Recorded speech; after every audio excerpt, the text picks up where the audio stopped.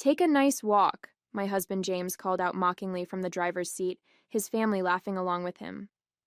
I stood there in disbelief, one hand on my 8-month pregnant belly, as their luxury SUV pulled away from the remote gas station.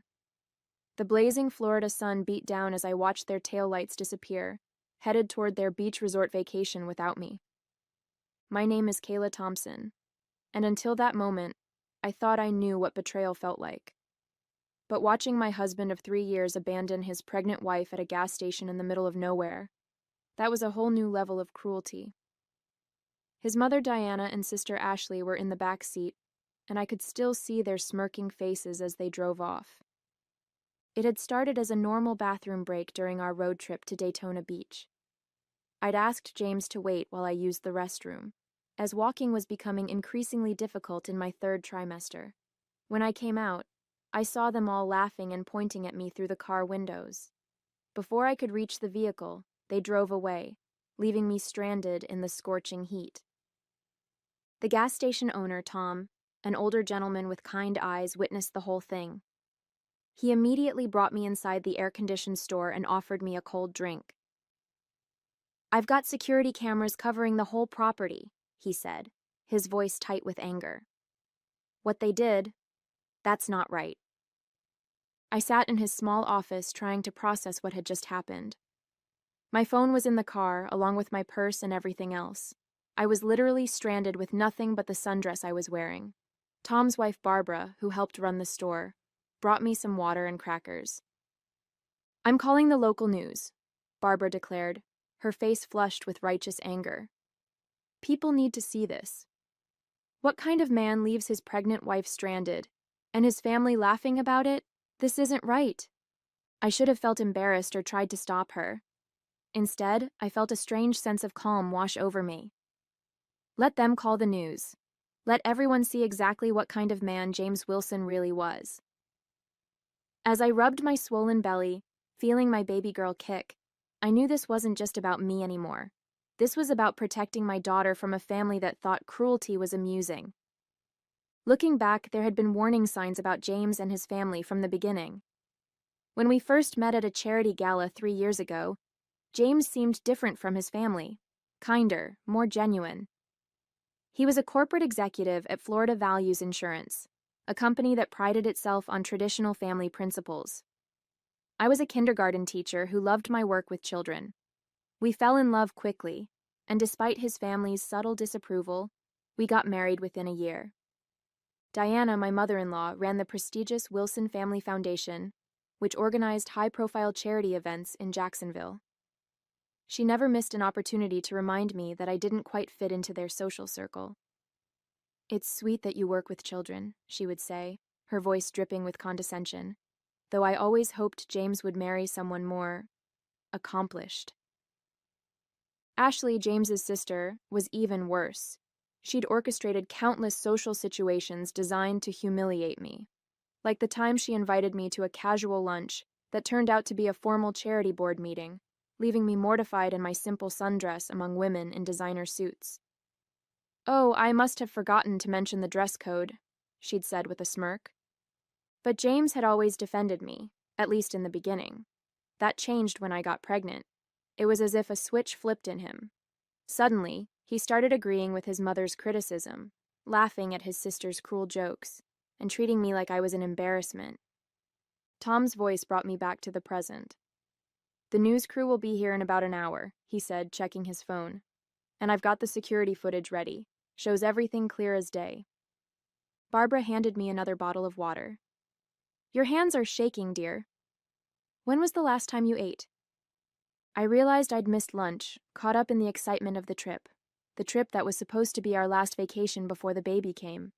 James had insisted his family join us, claiming it would be good for family bonding. "I should have known something was wrong when he made me sit in the back seat so his mother could sit up front," I said quietly.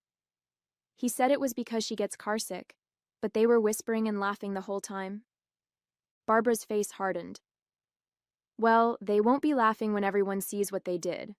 My nephew works at Channel 7 News. Trust me, this story won't stay quiet." While waiting for the news crew, I borrowed Tom's landline to call my best friend Nicole. She'd never trusted James or his family, especially after what happened at my baby shower last month. "Kayla, thank God you're okay," Nicole answered. "You need to see what they're posting on social media right now." Tom turned his computer monitor toward me, logging into Facebook. There, on James's page, was a series of photos posted just 20 minutes ago. My hands shook as I read the caption. "Finally free for a relaxing family vacation. Some people just can't handle the Wilson lifestyle. Beach life. Family first." The photos showed James, Diana, and Ashley lounging by the resort pool, cocktails in hand, acting like nothing was wrong. Comments from their social circle poured in, all laughing and congratulating them on their escape. "There's more," Nicole said grimly. "Diana's foundation just announced a fundraiser for family values and responsibility next week. The hypocrisy is unreal." Tom's security footage was playing on his other monitor. I watched myself walking out of the bathroom, pregnant, belly prominent, as James's SUV deliberately pulled away. The sound was clear enough to pick up their laughter. "Those aren't people," Barbara muttered, watching the footage. "They're monsters." My phone was still in the car, along with my hospital bag, the bag I'd packed carefully with everything I might need, given how close I was to my due date. The realization hit me hard. They hadn't just abandoned me. They'd deliberately put my baby at risk. A sharp pain shot through my abdomen. Barbara noticed immediately and grabbed my hand. "Honey, are you having contractions?" "Just Braxton Hicks," I assured her, but another pain made me gasp. "At least I think they are." Tom was already on the phone with emergency services. "Better safe than sorry," he said. "The nearest hospital is 40 minutes away." As if on cue, a local news van pulled into the parking lot. The reporter, a woman named Jennifer Parker, took one look at my condition and made an executive decision. "We're getting you to the hospital first," she said firmly. "We can do the interview there. This story isn't just about abandonment anymore. It's about endangering an unborn child." As they helped me into the news van, I saw more media vehicles approaching. Apparently, the story had already caught attention. My hands shook as another contraction hit, this one stronger than before. "The doctors will take good care of you," Jennifer assured me, holding my hand as they drove. "And we'll make sure everyone knows exactly what kind of people the Wilsons really are." Looking out the window at the gathering media circus, I realized this had become much bigger than just me. Sometimes, the worst moments in our lives lead to unexpected justice.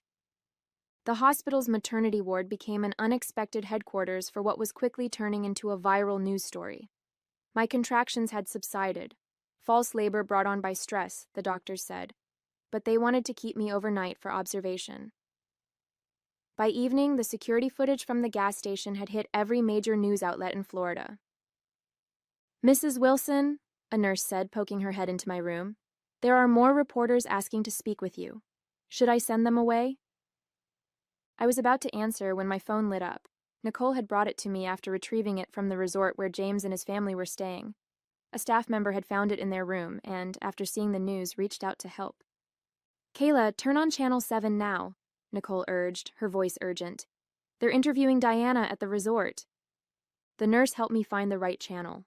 There was my mother-in-law, perfectly coiffed in her designer resort wear, trying to spin the story. "This is all a misunderstanding," Diana said smoothly to the reporter. "Kayla has been very emotional lately. Pregnancy hormones, you understand. She asked for some time alone, and we respected her wishes." The reporter wasn't buying it. "We have security footage showing your son and your family laughing as you drove away. Mrs. Thompson had no phone, no purse, and was 8 months pregnant in 95-degree heat. How do you explain that?" Diana's composed facade cracked slightly. "The footage must be misleading. Our family foundation has always stood for traditional values." The feed cut to the security video, showing their SUV pulling away as they laughed. The audio was crystal clear. "Take a nice walk," James's mocking voice rang out. My phone started buzzing with notifications. The Wilson Family Foundation's social media pages were being flooded with outraged comments. Their major donors were publicly withdrawing support. James's company, Florida Values Insurance, was trending on Twitter.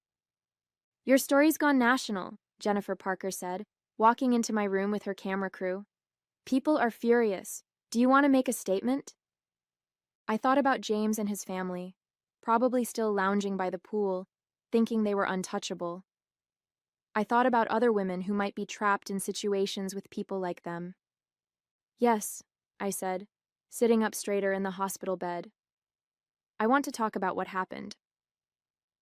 The interview was raw and honest. I described how James's behavior had changed during my pregnancy, how his family had orchestrated this vacation to humiliate me. I talked about the baby bag with my medical information that they'd driven away with, showing how little they cared about my child's safety. As I spoke, more messages flooded in.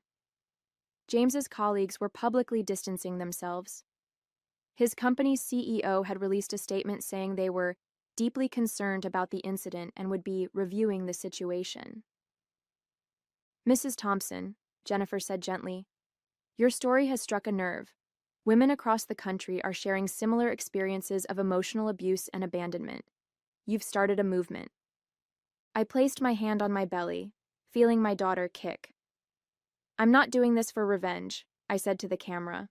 "I'm doing this because no one should have to experience what I did today. And my daughter needs to know that her mother stood up to bullies even when those bullies were family." By morning, the story had exploded beyond anything I could have imagined.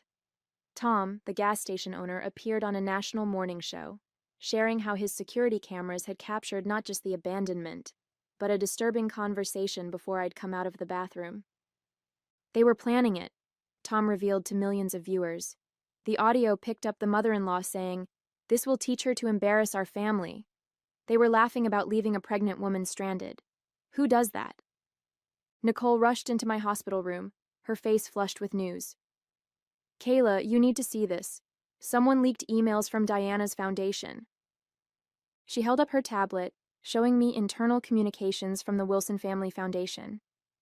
The emails revealed a calculated campaign to isolate me from James, with Diana explicitly stating that a pregnant kindergarten teacher wasn't Wilson material.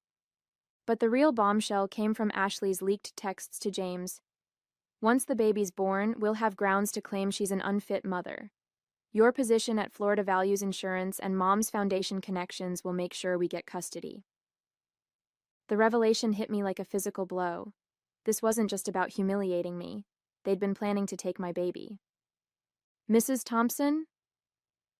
A man in a suit appeared at my door, introducing himself as Michael Roberts, Florida Values Insurance's Chief Ethics Officer. "May I speak with you privately?" After Nicole stepped out, he got straight to the point. "We've terminated James's employment, effective immediately. Our company cannot be associated with someone who would endanger a pregnant woman and deliberately plan to separate a mother from her child." He handed me a folder. These are screenshots from James's company email, showing he used corporate resources to research custody lawyers specializing in maternal fitness cases. "We're turning everything over to your legal team." My hands shook as I read through the documents. James had been laying groundwork for months, documenting every small mistake I made, planning to use my emotional instability against me. "One more thing," Michael added, his expression grave. "Our HR department discovered James has a pattern of workplace harassment. Several female employees have now come forward with complaints they were previously afraid to file. This goes beyond your situation, Mrs. Thompson. You've exposed a systemic problem." As he left, Jennifer Parker returned with breaking news.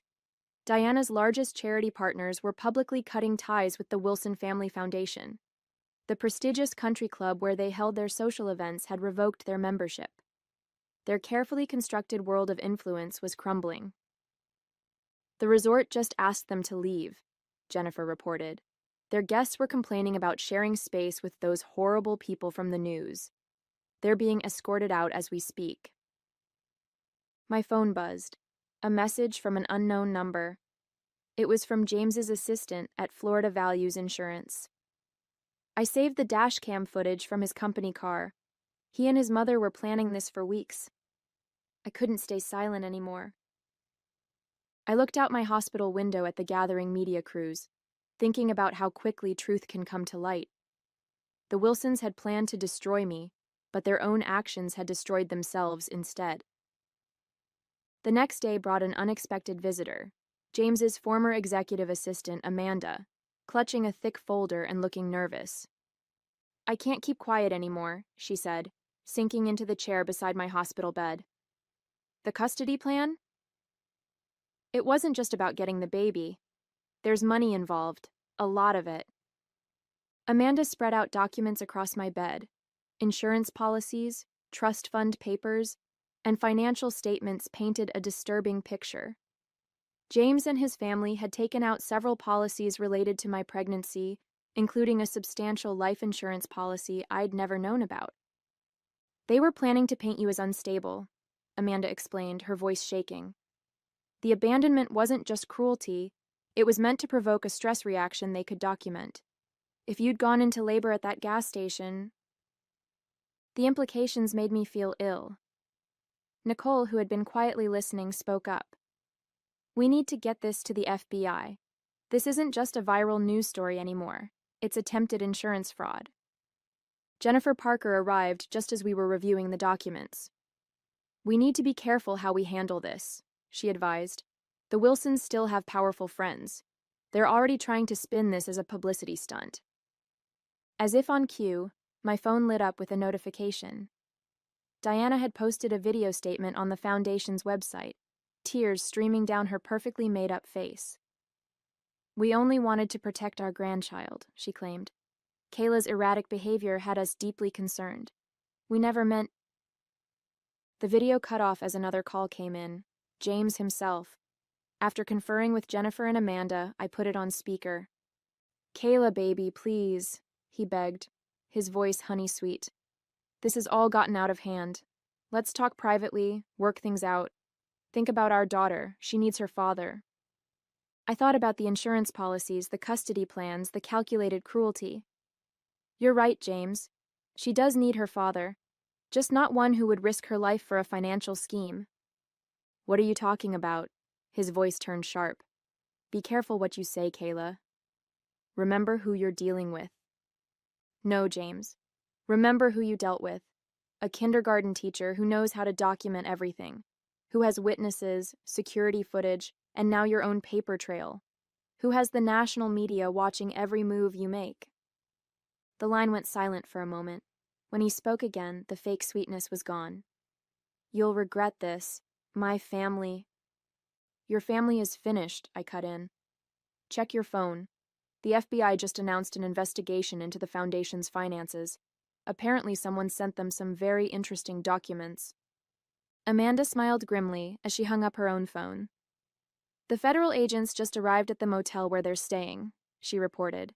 "The insurance company's fraud division is cooperating fully."